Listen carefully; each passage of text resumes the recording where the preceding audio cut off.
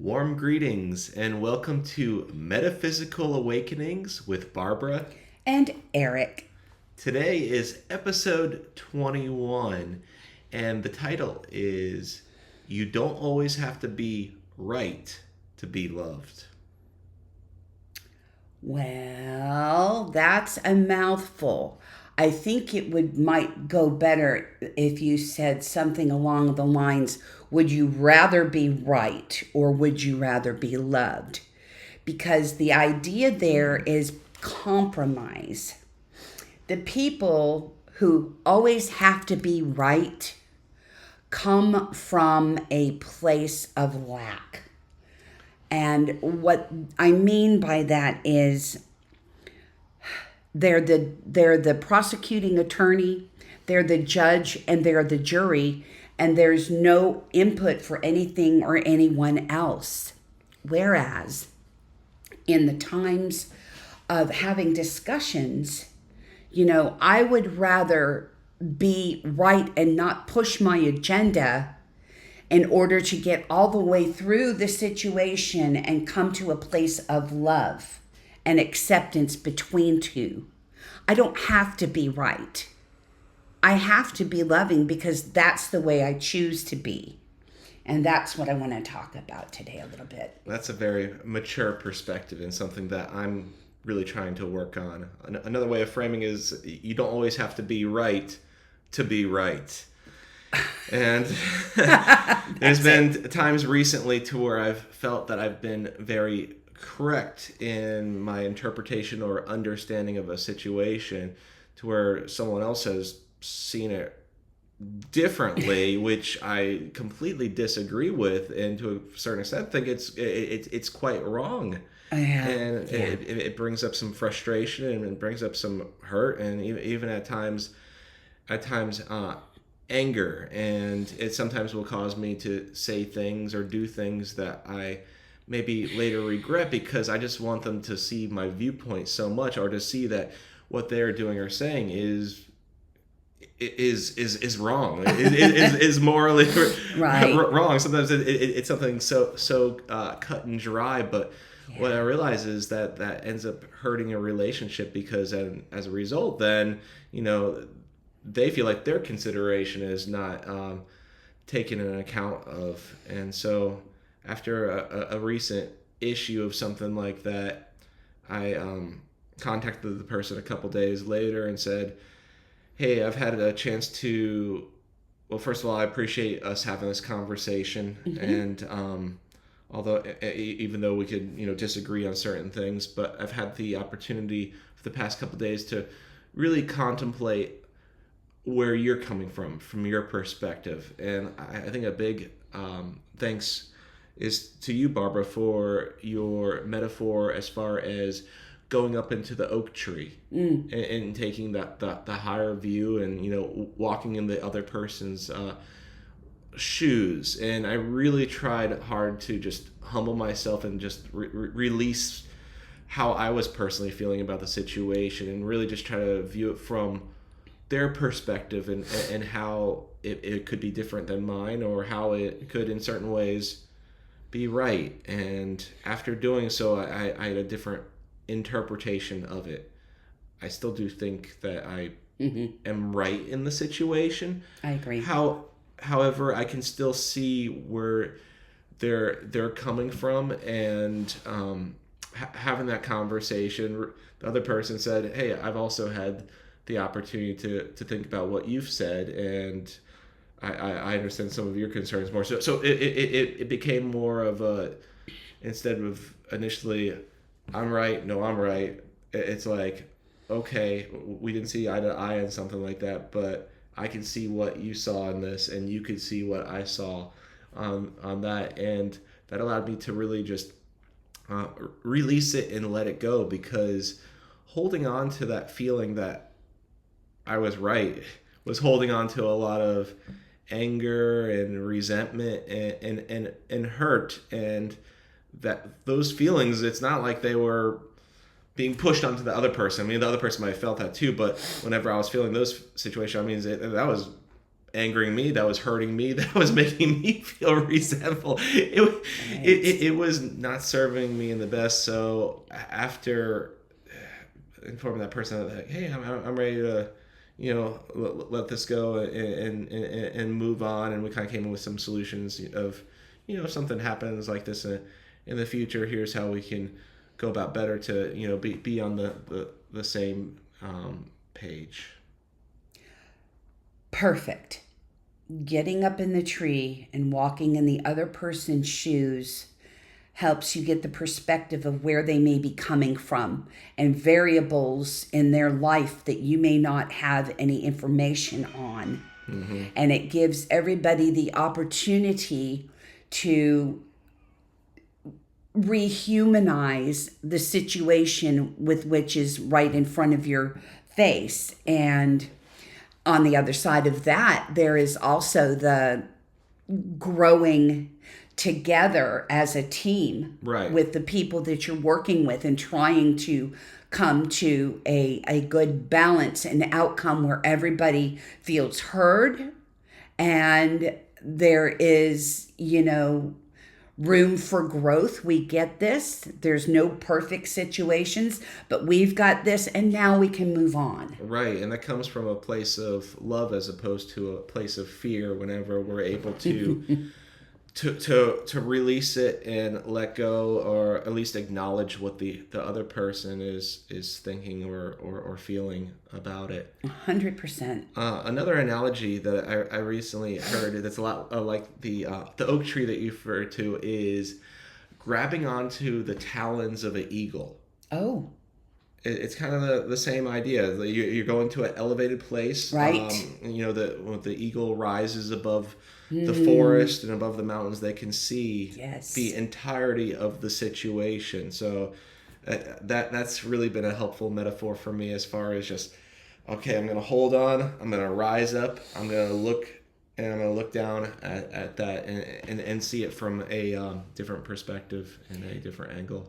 It's important, if you feel something strongly in a moment that you feel is absolutely wrong and it's hitting all of your buttons, take a deep breath and don't do anything about it in the moment, because you're going to come off sideways trying to be right. Mm-hmm. Whereas getting up in the oak tree or riding on the eagle gives you time to get above the situation, rehumanize the people involved, perhaps see it from everybody's perspective, and then have a plan to come together in the middle so there are no hurt and hard feelings. Very well done. Yay. Yeah, and so that was an example of a professional relationship, but I'm realizing a constant trend as far as my romantic relationships too. Sometimes I can be stubborn. And a lot of times my friends say, well, no, I don't see you from that. I was like, well, you're not in a romantic relationship with me, so you're not going to see that side of me. So sometimes having those discussions and feeling like I'm really right and the other person disagreeing, and at times I can eventually make them realize. They come to the conclusion that maybe they weren't right at it, but at the end, that doesn't ever serve me. After that, like they're cold to me. They're feeling hurt. They're feeling unloved. They're like, even though it might be right and I won that battle, hey, I'm not winning anything else in that relationship. Everything else is just shutting down emotionally, physically. It's like, was it really worth trying to be right for that? Right. In the old days, they'd say, let's choose your battles. Strategically, to win the war or the prize, we have to be smart about that which we want to call attention to. For another person, to not make them feel less than, make them feel small, put them, basically putting people in a corner to where they feel they have to defend themselves. We want to be on a level of let me hear what you have to say so that I can frame it in my mind, in my heart, so that we can come together on this and there won't be any arguments. There will be love. You know? Absolutely. Another very recent issue in terms of a personal relationship is my girlfriend was sharing something that had happened that was very unfair. It didn't have anything directly to do with me, and I felt really bad for her. And then I started asking some more questions, and she's like, I don't like where this conversation is going. I just wanted you to listen to me, to hear me out, and not offer my advice. And this, I guess, is the guys I'm speaking out here. Sometimes whenever getting into a type of serious conversation, it's important to ask your significant other, hey, do you want me just to be here to listen, or are you looking for my opinion? Because sometimes it's just to be there to be a listener and to make them feel heard, and that's good enough. And trying to offer your opinion, especially if they've already come up with a solution on their own, does not help them and hurts them and makes them not feel heard and understood. At the end of the day, sometimes we just need an ear and a hug. Yeah. You know, and I am coming out of being the person who I'm always offering a higher perspective and a higher idea. And even if I am quote unquote right, it may not be the right time for me to be right. It might be the time for me to quiet down, let them talk, cry, give them a hug, and then ask, I've got a couple of ideas. If you want to hear them, if you don't, we'll talk about it again later. Yeah, timing is so important. Even though we might have just had a recent revelation to where like, oh, this is it. This is the right idea. This is it. I need to share this with everyone. Not everyone is at that same vibrational or energetic stance to be able to receive that information, or to even understand that information, or want to hear anything about it. So, yeah. I mean, that kind of goes to, not making assumptions. And yeah, I had my boy, did I go through hurting people that I loved, and it was never my intention. I, after I found out that I actually had all of these gifts, I guess, and I turned from the old way, which was the dogma and the you have to do this and you have to do that and all that crap. And, I see it now as crap, and I shouldn't say that because that's someone else's way of life still. Yeah. And even though, I'm finding something brand new and wonderful in a metaphysical environment, they're not in a position to receive it or hear it. They don't want their way of life questioned. They don't want their way of life changed. They're perfectly happy where they are. And that goes to, we're all going down the same road, but we're all at different places. Nobody's better than anybody else, but we're all growing forward.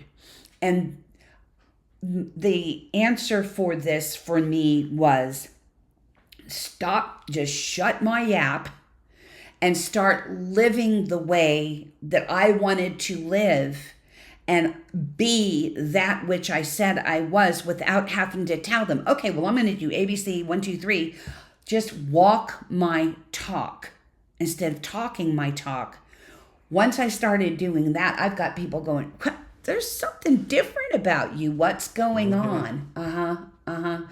Forcing our ideas, even though they're great and wonderful, and they truly were, my approach and my hitting up at bat, which I thought was probably a home run, was an absolute stall at home place, and I was out. because I heard a couple friends. I never meant to. That was not my agenda. Right. My agenda was to share all this wonderful knowledge and new things that I've gained. And oh my gosh, I've never felt closer to God in my life.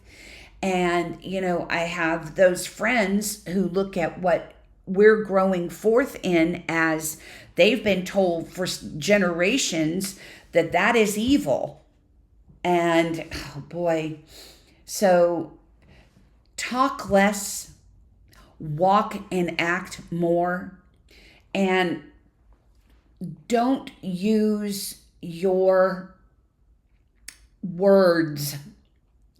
What am I trying to say? Don't put your opinions in front of people who can't or won't or absolutely will refuse to hear that which you have to say. It comes back to don't cast your pearls before swine. And that is a terrible thing, referring that you've got the pearls and the people who don't understand their swine. That's not the point. Metaphorically speaking, it's I've got the jewel of spirituality up here, and that's for me because this is my journey.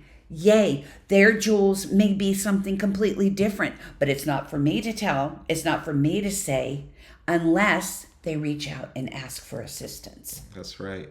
And metaphysical interpretation of whether it be spiritualism or just the world, that is not for everyone. No. It sounds like from what you were saying at one point, you were not there at all, but you started having maybe some of these awakenings. Yes. And all of a sudden you wanted to share, and at times it wasn't ready to be received, but at other times people were like, something different is happening with you. And at that point, that is a more appropriate time to say, well, would you like to hear what I'm experiencing and what I'm finding out?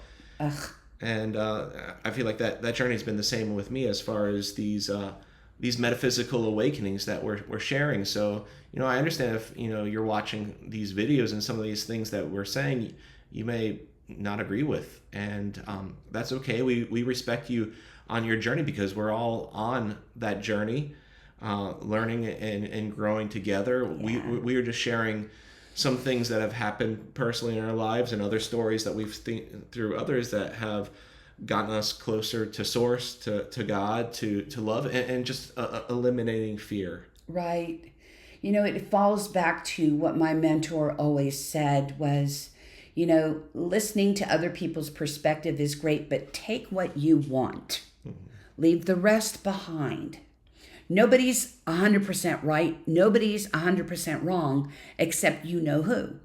We are in a human condition right now, and we don't have all of the variables.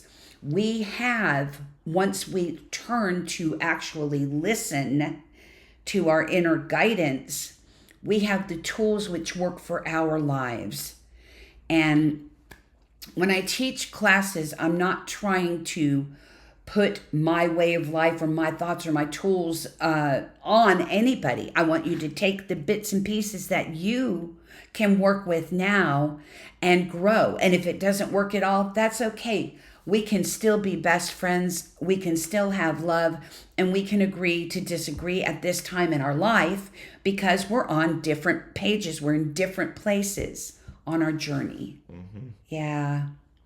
You brought up the metaphor earlier, and we were showing earlier how it's not our most favorite one, but as far as that discussions or arguments or wanting to be right can be kind of like a battle. Oh. But just because you might win a battle doesn't mean that you necessarily win a war type of thing, like the grand scheme of things. And I mean that could be equated to like a friendship. Like just because you might win an argument in terms of conversation like that, if that results in losing that friendship, then what was that battle worth it?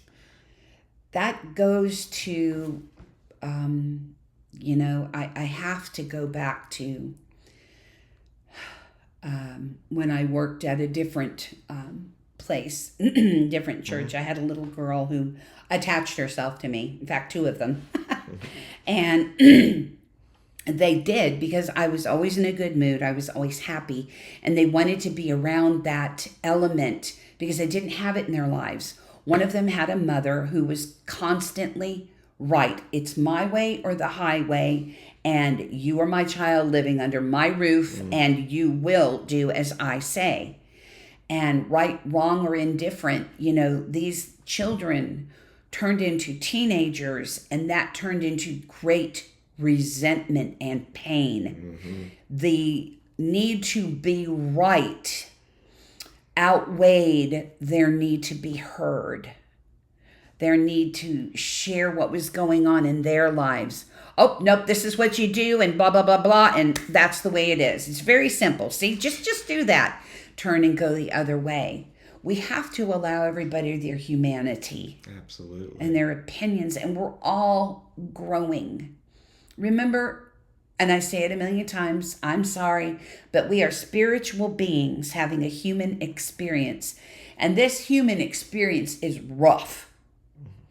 We are meant to learn and grow. We only grow in the times when we fall, unfortunately. I can really relate to the story that you just told, as far as being in an upbringing to where I was always taught that there was only one correct way of thinking through Jehovah's Witness religion. And that was really hard for me whenever I had doubts or wanted to express my understanding of things in a different way. And it caused resentment. And fortunately, I've been able to work through it, and I have zero resentment at all, because I understand that my family at that time were trying to do the best with what they could do under those means. But that can, especially whenever there's a power dynamic of parents and children, where the parents are gonna be the one who have the ultimate say. Sure. That can be tough and cause that type of resentment. It certainly can, if they're not willing to listen to what their kids are trying to say to them.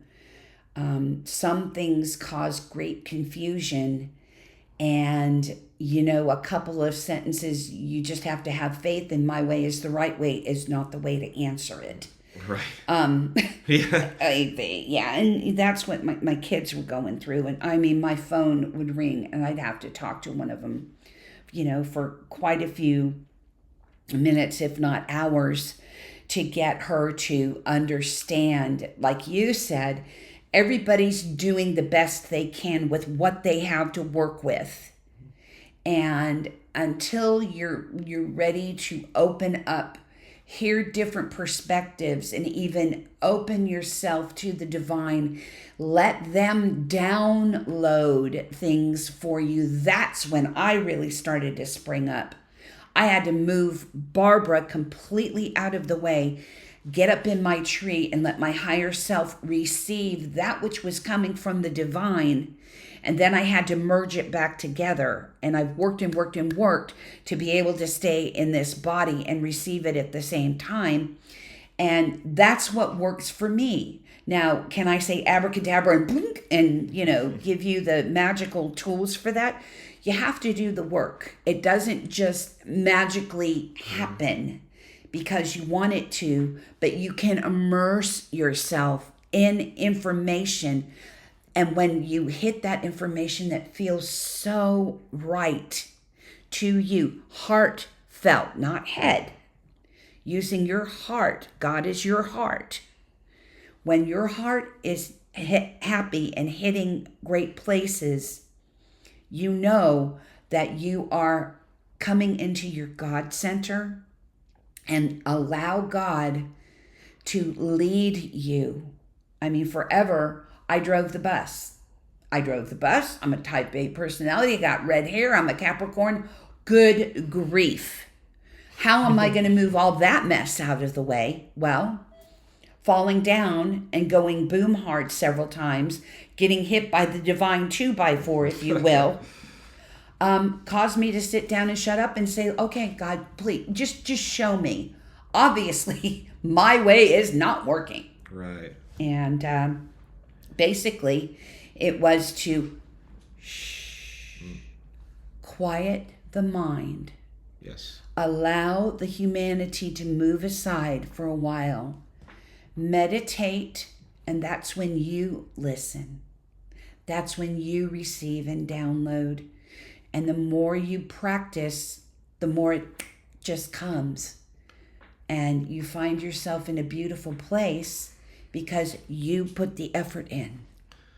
That's so important whenever you have a concern or feeling hurt, want to get into a discussion about why you feel like you're right. Before doing that, taking that time just to center yourself, getting in a time of meditation. Yes. Slow the heartbeat down, and just be in the presence with Source. And also, prayer, the part about talking with Source, or meditation, the part about just listening to Source. That's so important. That being said, there's still times to where you have to have these conversations with people, and you will decide that this is something that I need to put my concern out or express why I think that this is correct or right. But as a wise friend has mentioned a few times, you need to choose: is this the hill that I'm gonna die on, or is this the issue that I'm going to make my stand, and for no reason will I decide to be to see the other way, like I'm going to be right and I'm going to stand right here no matter what happens.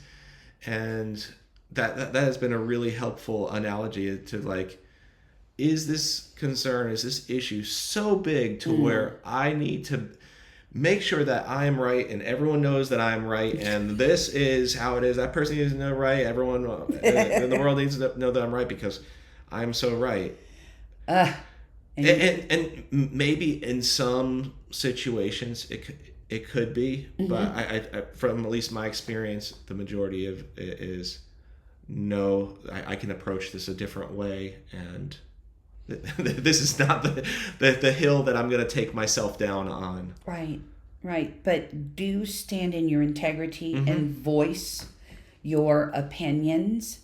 Not angry, not putting upon others, but listen, this is really concerning me, and I hope that you will listen to what I have to say, because I think it's important for such and such, especially if we're talking about students, about future growth.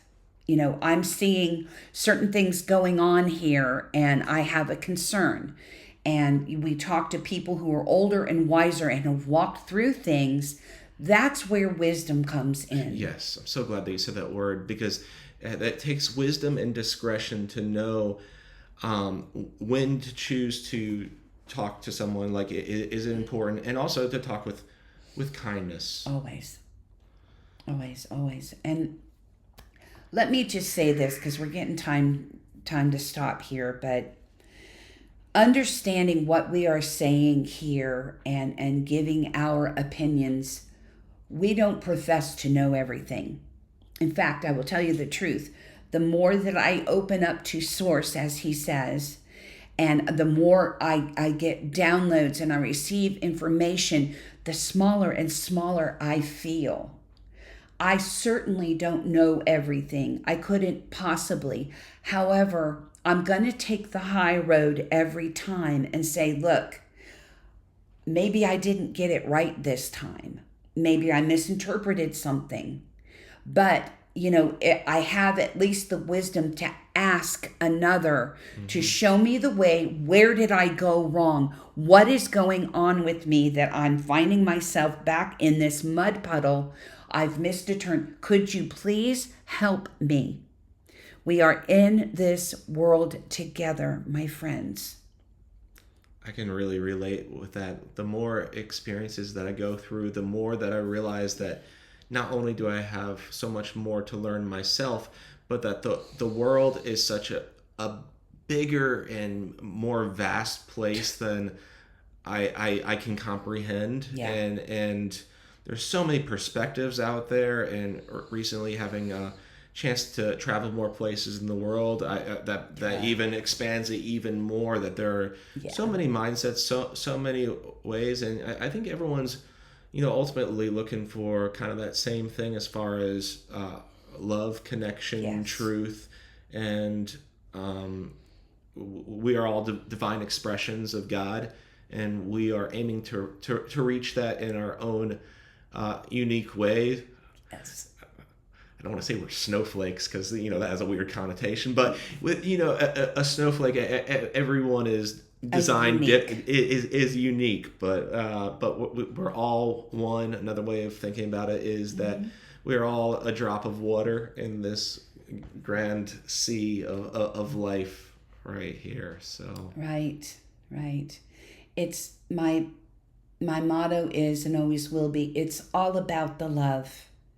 And if you go to the love, you're going to remember that that's God. God is love. Put God in absolutely the middle of everything that you do. You will find your way. And do that before you get into big conversations, so that your need to be right does not come at the cost of being loved. Absolutely. How about the prayer for protection? It's that time. It is. Okay. The light of God surrounds us. The love of God enfolds us. The power of God protects us. The presence of God watches over us. Wherever we are, God is, and all is well. Thank you. We love you, and we look forward to seeing you in the next episode.